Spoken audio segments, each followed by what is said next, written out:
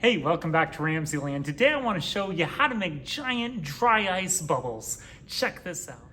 So all I'm using in this investigation, of course, is my dry ice, some liquid dish detergent, an empty candy container that I poked a hole in the top that is the same diameter as this flexible tubing that I've attached to a plastic funnel, and a glove. Check this out. So the first thing you want to do is fill your container about halfway with hot water. That way you'll sublimate lots of gas.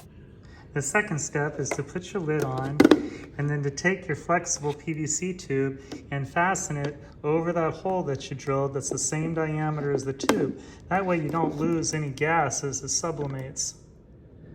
Next, I'm going to use this Petri dish to create my bubble solution. So I'm going to add a little bit of dish detergent to it and some water. Okay, my bubble solution is ready. I've got hot water in my container that's hooked up to my funnel. I'm ready to add my dry ice.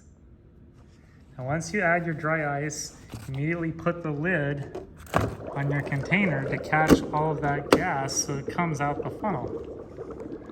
Here it comes. Now just put the funnel in your container of bubble mixture and then slowly raise it up.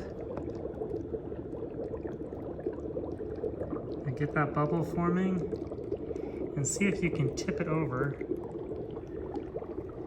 Oh, let's get another one going.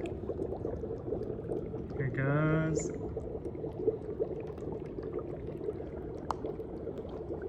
See if I can get a good CO2 bubble.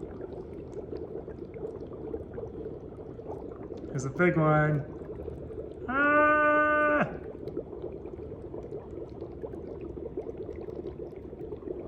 There's another one's growing. Oh, let's see if I can get another one going.